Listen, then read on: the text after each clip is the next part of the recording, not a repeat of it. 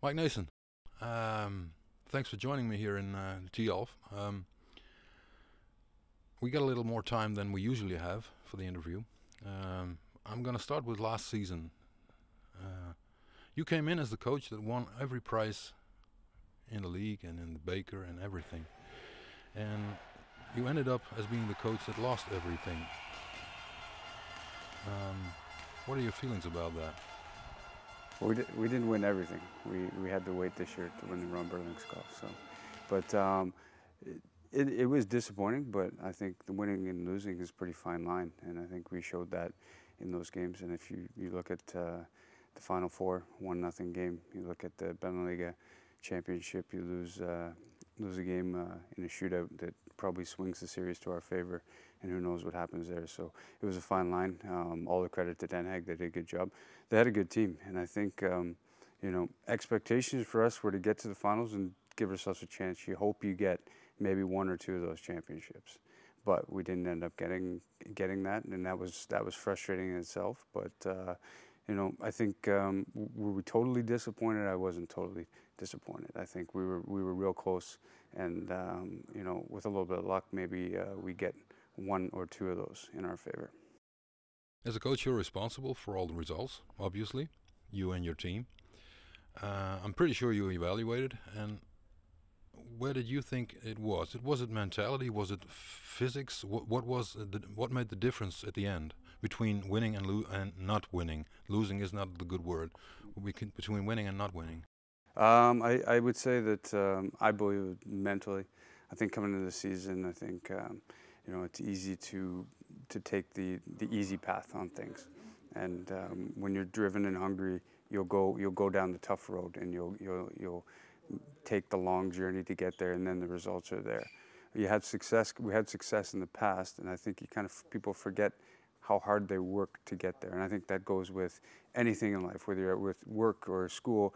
You get your result, and you immediately forget about all that tough days, those tough nights of studying, or those tough days working on an assignment from work. And sports is no different. I think it's easy to forget about all the tough things, those tough moments where it wasn't fun, and you get a little bit lost in that, and you're a little bit less sharp, a little bit less in shape, and then your confidence goes quickly when the results don't come in. And I think looking back in the season, we talked about with the guys was, the loss to Eindhoven here, or to Herentals, or those ones start to sting, and then it starts taking away from your confidence that, hey, maybe we aren't so good. And then you start trying to do things that you aren't good at doing. You try and do more, and as a hockey player, you do the things you're good at, and you'll be successful. You don't try and be somebody else.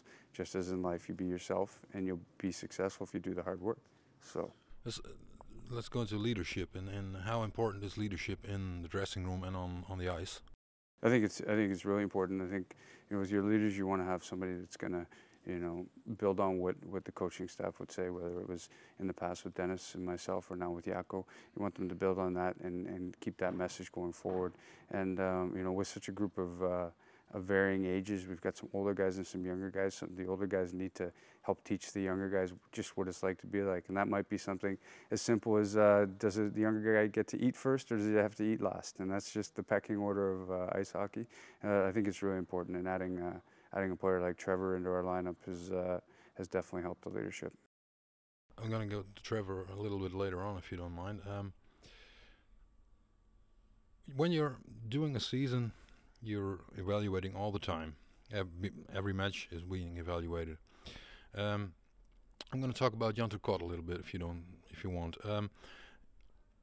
In what stage of the season did you and your staff and the board maybe were criticizing his game and not really sure if you want to go continuing with him? That's in what part of the season did that take place? I think I think those conversations sometimes happen when I'm not there to start, and the initial assessment, and then as those conversations get further of whether it's going to happen or not, then they start to talk to us coaches. I don't like moving players on mid-season. I like getting the team together and working with that and growing the group. And I think sometimes you take somebody out of the lineup mid-season, you end up creating more problems for yourself. You know, we as coaches are pretty close to the group, and we talk about family and brotherhood all the time, and we're right next to it. And it's not that we stand outside and we have no idea what's going on. So, you know, I think it's also a good thing we have a management that does get involved. They communicate things, they talk to each other. And as it progresses, though, they discussed it with myself, and further down the road with Dennis, and then would be Jaakko. Yeah. I believe that for Jan it was a surprise that that Flyers period was ending. Was he a leader in the dressing room? Well, Jan had some great qualities, and I think that, I mean, he was a big part of our success in the first 3 years that he was here. I mean, the first 2 years. I mean, he was a big part of that, and you know, I'm sure he was surprised, as did most guys when they're told that news. I was surprised as well. I've been down that road. I think you know, the tough thing is often the easiest decisions to make are the imports, and being an import, you're under the magnifying glass a lot. And expectations are high for imports, and you know, whether that's in the German DEL or the Dutch, doesn't matter. I mean, those are the guys, and you know, it's a lot easier to find a new import than it is to find another top quality Dutch player. So those guys are under the magnifying glass, and you know, making changes, it often falls on them first, and you know, hopefully those changes work, and if those don't, then they start looking further down the road. It's all part of hockey, because Wayne Gretzky had a good time in Edmonton. He was traded, so yeah, it's happening all the time. Your D this year, replacing Jan with Trevor Hunt. Was he on top of your list? Yeah, Trevor and I have talked over the last several years. I played with him, so we've always been in contact, and we, you know, always tossed around the idea. And, you know, at times we were interested and he wasn't in the past, or he was interested in coming to Heerenveen, and we weren't at that point yet. We were happy with the group we had. So, but he's always been a guy that's been on there, and knowing that he's a status player as well. What does he add, Mike? A lot of everything. You know, as far as professionalism goes, you know, he's in great shape. You know, he does things the right way every day. You know, he's a real pro. So taking care of the Ernestos of our team, or the Victor Nordemans, or you know, even Niels is still young, and Huki and Kenny. Those guys are all real young guys that still need molding. So taking care of those things, he adds to what the guys like People can already do. And then you know, on the ice, he's under control. You know, I think there's people with fears that he's going to come and take dumb penalties. But if you know Trevor, he's probably one of the nicest guys, and you know, things are deep with him. You know, he's going to stick up for his teammates. There's going to be a time that I'm sure you're going to see his gloves come off because somebody does something that takes an advantage of one of our players, or takes a liberty with them. But you know, as you can see in the first 3 games, it's not that he's running around doing anything dumb. I don't know if he's even got a penalty at this point. So. So, you know, he's under control. He's controlling the game from the back end, and I think that's something we felt like we needed to improve. I thought that against Den Haag in the playoffs, or even Nijmegen, we had a tough time coming out of our zone. We wanted to improve our defense, and I think coming out of our zone better has given our forwards a chance to be more offensive and be better in their positions than we were in the past. You said taking care of the young players, the Ernestos of our team and stuff. Could you go a little bit deeper into that? What does he do to take care of those, for the fans who come here every Saturday or Sunday on the stands? They don't know what he's doing during the week to take care of those young players, as you call it. What does he do? Can you name a few examples? Well, like I mentioned earlier, the captains and assistants are expected to talk to players, but anybody can talk to anybody. It's not that we just have these 4 guys and they do it. But if we get into a drill, you know, they add to what we're saying. You know, they're in that game situation with them. They're talking to them on the bench. They're talking to them between the drill of what things are at. And I mean, Jaakko and I are 2 of us, and there's 23 players on the ice for practice. So, you know, you may be talking to a guy about a situation you saw, you didn't pick up on this. So having his feedback going to Ernesto or going to Victor is a big thing. And, you know, it starts before, talking to those guys about going to the gym. You know, guys like People are talking to Ernesto and to Vicky about, hey, let's get in the gym. Like, come on, before practice, guys are here an hour and a half sometimes before, up to about 45 minutes at the latest. So there's plenty of time. We've got a great facility, so we expect them to go to the gym and work out. And sometimes, you know, being a 17, 18-year-old kid, that doesn't seem so fun. But hanging out with the boys in the dressing room and having a coffee and talking about whatever stupid stuff, it seems more fun. And you know, those guys are just there to remind them, hey, listen, get up there, get doing your work. Let's do this right. And you know, taking care of those little things. There's so many little details that you have to learn about falling in line. And the biggest thing about hockey players is you get in line or you get out.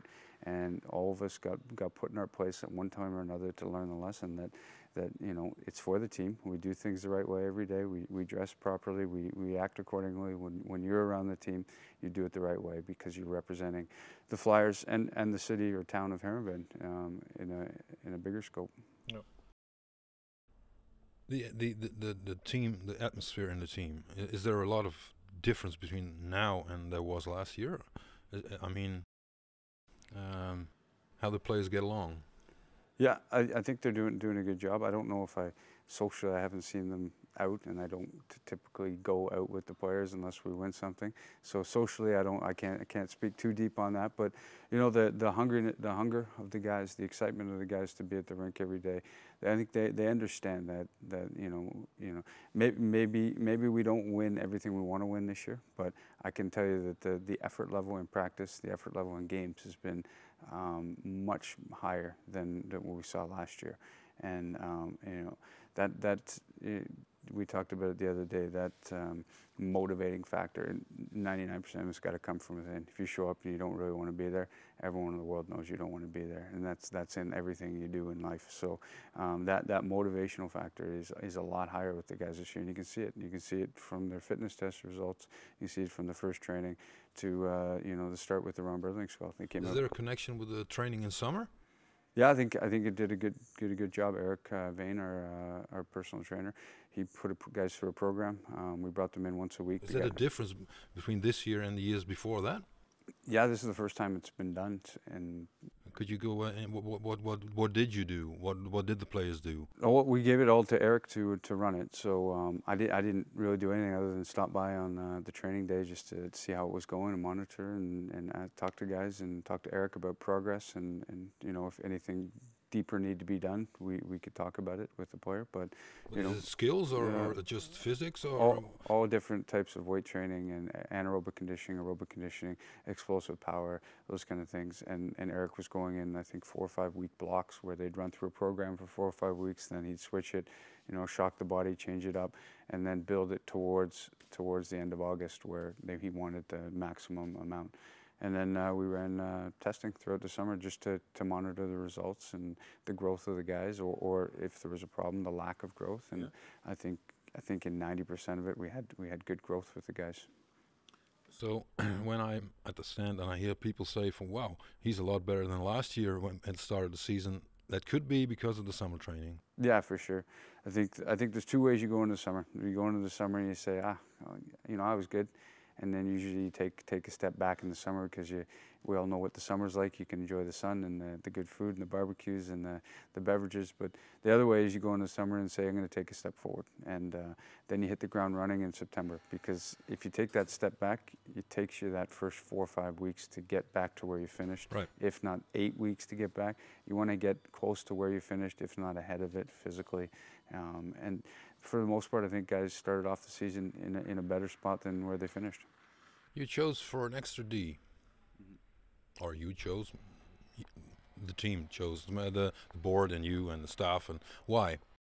I think, as we discussed before, getting the puck up to the forwards better. I think we've got some pretty good offensive firepower as far as the guys we currently have. I think you know, you're starting to see Ronnie score in the first few games, but that's going to go with Tony's going to be able to score. Marco, you got Brent in those spots. You got Lars. You got, you know, a lot of guys. You got Jasper coming in. Kevin's always scoring timely goals for us. So, and then you got our young group of guys who we're hoping are going to keep growing and get some more offense out of them in the future as they learn the defensive side of it. So I think offensively, you know, if we win 4-1 or we win 6-1, you know, that doesn't bother me. If we can keep our defensive zone solid, get the puck out of our zone quicker, stop playing in our zone so long, we'll be better off. You've been here in the Netherlands for how long? Since 2007, 2008. Okay. last 5 or 6 years, we started to broadcast all the matches that Flyers play at home. What do you think, level-wise, in the last 5 or 6 years? Did it add anything to the game?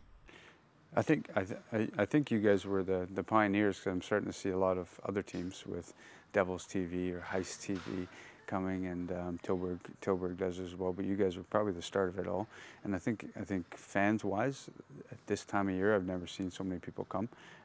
Even when we had teams that were really, really good, and the hockey level was, old Eredivisie was a little bit higher than it is now.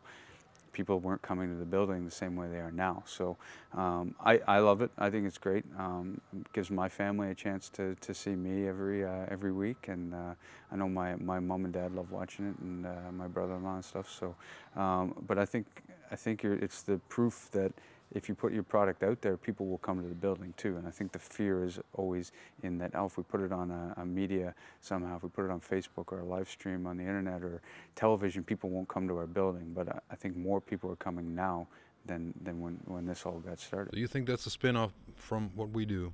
I think the reach is further. I mean, it's not just it's a lot of different factors to our marketing staff with Peter and Garrick are also pushing it a lot, and people are talking about hockey more, and the team has had success as well, which I think all those things together has definitely grown the product. And a guy like Hans Krohn comes up to me and says it's the first time in a long time he's heard people talking about hockey when he walks through the city.